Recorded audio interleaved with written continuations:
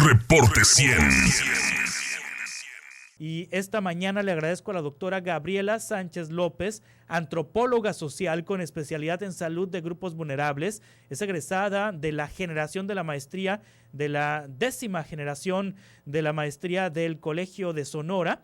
Es doctora por la Universidad Federal de Santa Catarina en Brasil. Es profesora investigadora de la Universidad ITESO de Guadalajara, del Departamento de Psicología, Educación y Salud, y le agradezco mucho que esté con nosotros esta mañana. Doctora, ¿cómo está? Buenos días. Hola, ¿qué tal? Muy buenos días, Juan Carlos, a ti y a todas las personas que nos escuchan. Te agradezco enormemente la invitación. Van ya más de 70 días de confinamiento desde mediados de marzo, que los niños, que las niñas, que los adolescentes están en casa. Muchos de ellos, afortunadamente lo digo por una cuestión sanitaria, han permanecido bajo resguardo al interior de sus casas para evitar contagios, porque hay un porcentaje mínimo, pero existe, en donde los niños también enferman de COVID-19, pero esto tiene sus consecuencias, doctora. Sí, efectivamente. Bueno, mira, realmente, Juan Carlos, antes de responder, por ejemplo, en este caso a la pregunta de qué tipo de situaciones están experimentando niños y niñas durante la cuarentena, a mí me gustaría reconocer, o hace falta reconocer, que desde antes de que la COVID-19 cambiara nuestras vidas y la vida de los niños y de las niñas, existían ya una serie de confinamientos y confinados previos a la pandemia. No sin manifestaciones de resistencia, por supuesto. Estamos, por ejemplo, confinados a vivir en una sociedad donde desafortunadamente prima la violencia, la muerte, la desigualdad y la exclusión social. Por lo tanto, al vivir en una sociedad desigual, es importante recalcar que la pandemia nos afecta de manera desigual. Las crisis de las infancias son anteriores y acumulativas, y por lo tanto las asimetrías que ya estaban ahí van siendo ahora magnificadas. La forma en la que niñas y niños están viviendo la muerte, el duelo, las pérdidas, las violencias cotidianas es un tema pues poco explorado. Pero las infancias, fíjate, nos observan y nos escuchan con mucha atención. En un país que solo en el primer trimestre de 2020 registró cerca de 1,000 feminicidios, yo los invito a pensar que detrás de cada una de estas muertes hay niñas y niños que fueron hijos, hermanos, primos, vecinos de estas mujeres. Como he constatado en mi trabajo de campo, mediante un estudio realizado en la ciudad de Monterrey, entre septiembre de 2019 y 2020, estas infancias se enfrentan no solamente a la orfandad, sino a otra serie de formas de abandono. Y esto se repite en todo el país. Buscando recursos para esta entrevista, una noticia reciente me impactó profundamente. Se trata del primer niño que nació en 2020 en Hermosillo. Una nota de un periódico local menciona que su madre inició, por ejemplo, labores de parto en medio de la desaparición del padre del niño. 4 días más tarde, este joven de 24 años que estaba desaparecido fue encontrado sin vida en una carretera a las afueras de la ciudad.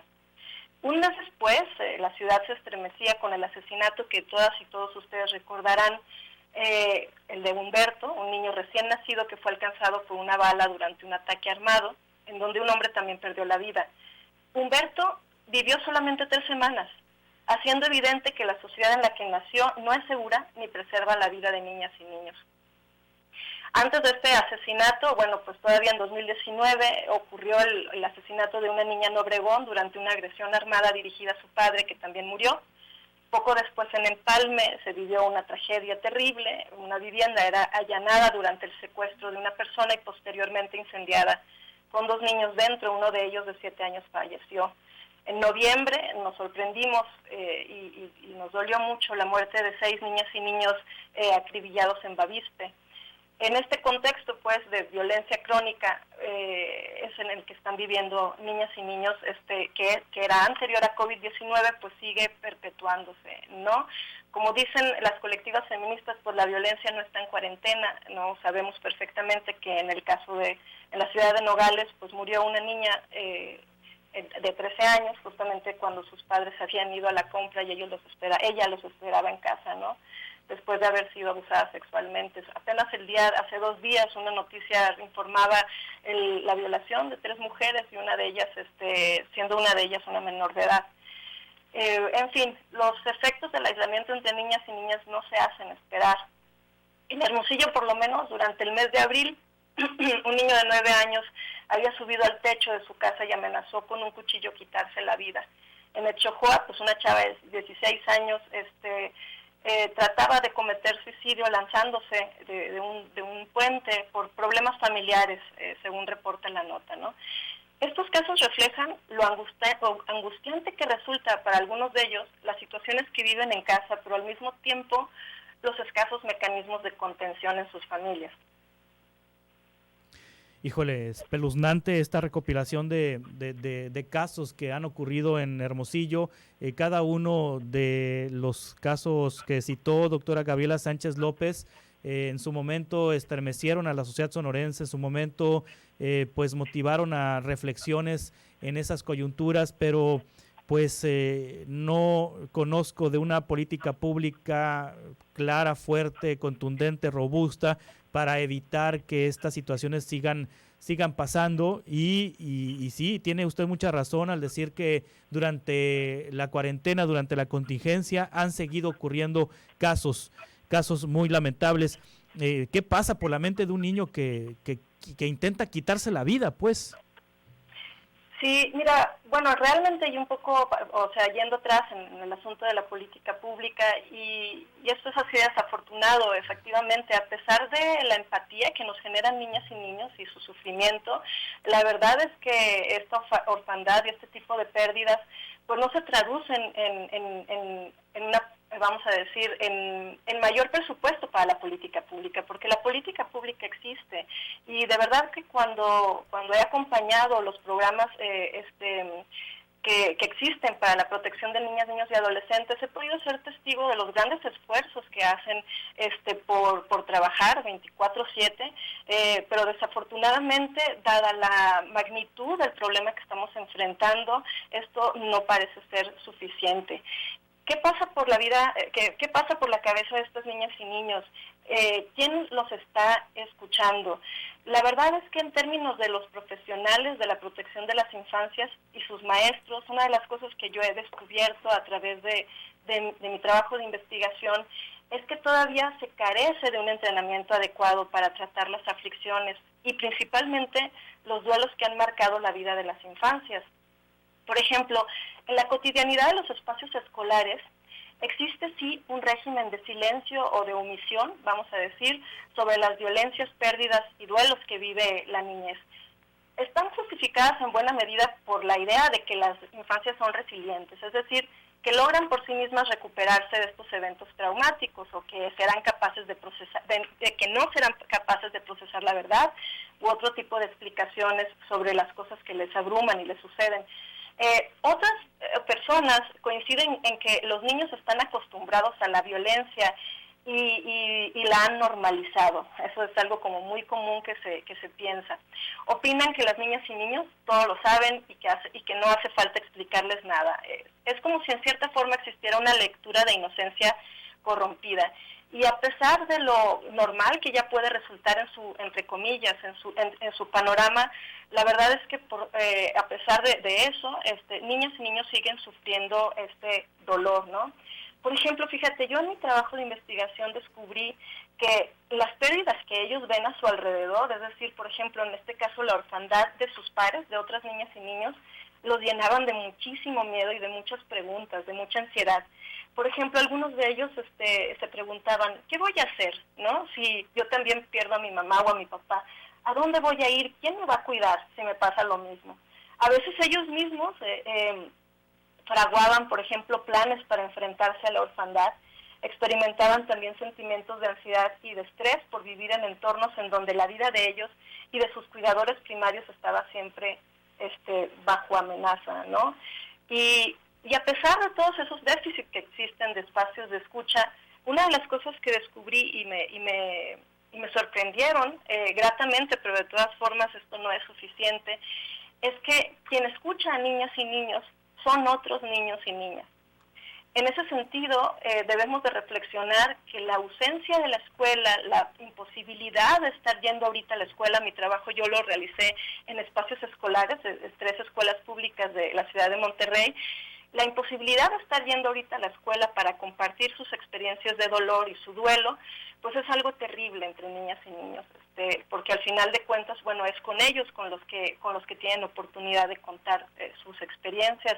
Entre ellos buscan consuelo y se dan fortaleza para vivir a pesar de las adversidades que los rodean. Cuando, por ejemplo, yo solicité a ellos que me contaran sus historias, muchos grupos de amigos ya conocían las historias de sus amigos. A veces entre ellos se animaban así con el codo diciendo, ándale, cuéntale a Gabriela lo que te pasó, ¿no?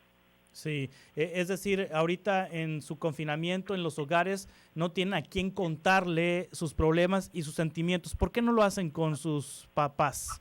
¿Por qué no lo hacen con sus hermanos mayores o con los cuidadores principales? ¿Cuál es la situación, doctora Gabriela Sánchez López? ¿Por qué? Mira, muchas veces las habilidades de contención al interior de la familia no son necesariamente las mejores. A veces, desafortunadamente, tampoco hay tiempo. Muchas veces nos imaginamos, por ejemplo, un confinamiento a partir como de un modelo privilegiado, un modelo que tiene, por ejemplo, un confinamiento que tiene, por ejemplo, una casa, que tiene espacio, que tiene un trabajo estable, que tiene tiempo, ¿no? Hay muchos niños y niñas que ahorita están viviendo el confinamiento solos, a cargo de otros niños y niñas, ¿sí? ¿Y esto por qué? Porque a pesar de la contingencia, muchas familias están teniendo que salir a trabajar.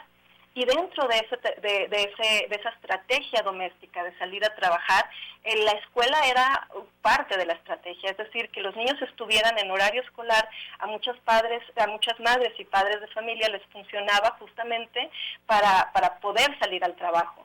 Entonces ahorita muchos de estos niños se están quedando pues solos, ¿no? Solos en casa a cargo de otras niñas y niños, que era algo que, bueno, yo ya había visto en mi trabajo de investigación, ya venía sucediendo. Entonces, bueno, ahora simplemente se recrudece.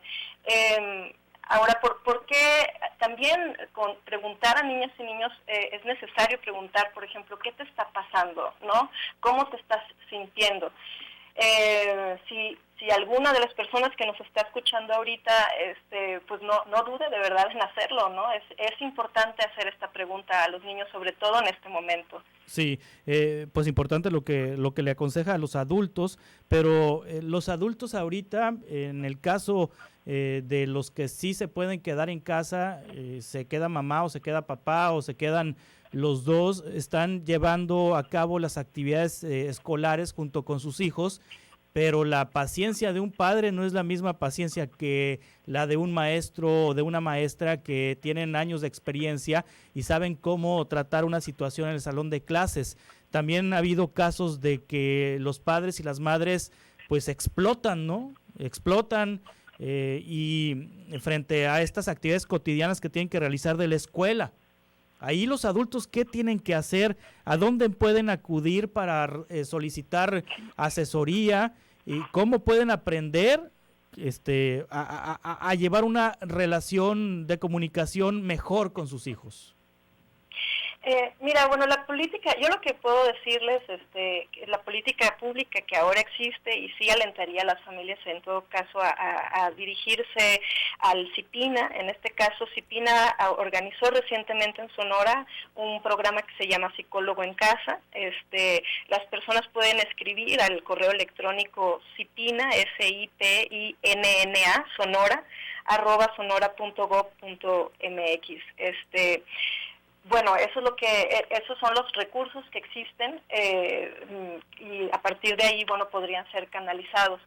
Ahora, sobre las habilidades de las familias, pues la verdad es no soy la persona correcta como para hablar necesariamente sobre cómo sería más un tema como para un psicólogo, para una psicóloga.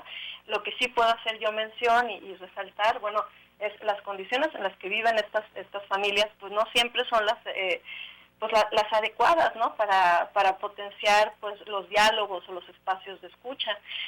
Lo que sí, bueno, es eso, seguir al pendiente de las niñas y niños en este trabajo de investigación. Por ejemplo, una de las cosas más más difíciles que pude documentar fue, por ejemplo, la trata de blancas de niñas y niños en particular de niñas, a partir de redes sociales, ¿no?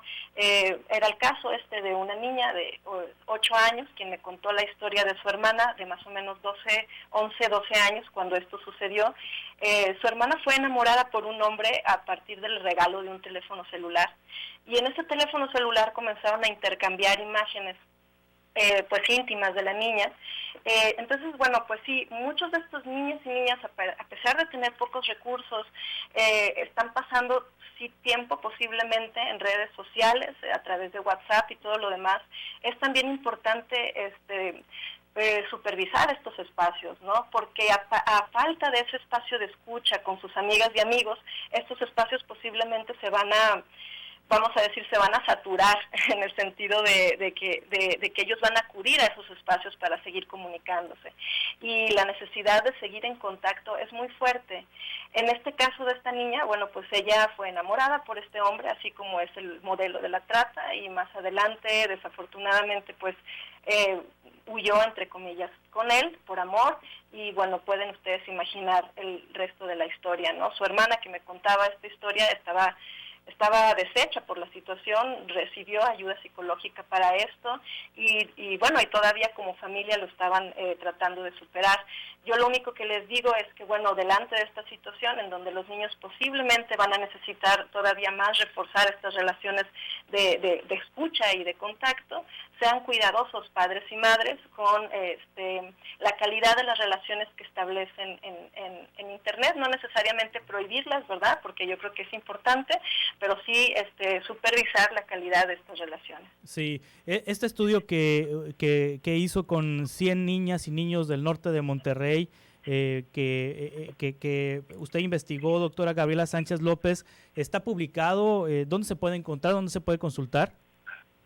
Sí, justamente ahorita el estudio es realmente muy reciente y me encuentro en ese proceso de publicación de los documentos. Muy bien, entonces estaremos al pendiente. Seguramente tendrá alguna invitación del Colegio de Sonora para hacer una presentación aquí en Hermosillo. Doctora Gabriela Sánchez López, le agradezco mucho su intervención esta mañana. Muchísimas gracias. Gracias por poner en el tema, en el debate estos asuntos tan importantes, tan trascendentes. Claro que sí. No, pues sí, y como les digo, no se olviden de preguntarles a niñas y niños cómo estás, qué te está pasando, cómo te sientes ahora que sus amigas y sus amigos están lejos. Muy bien, un consejo muy práctico. Gracias. Hasta pronto, gracias. Hasta pronto. Reporte 100.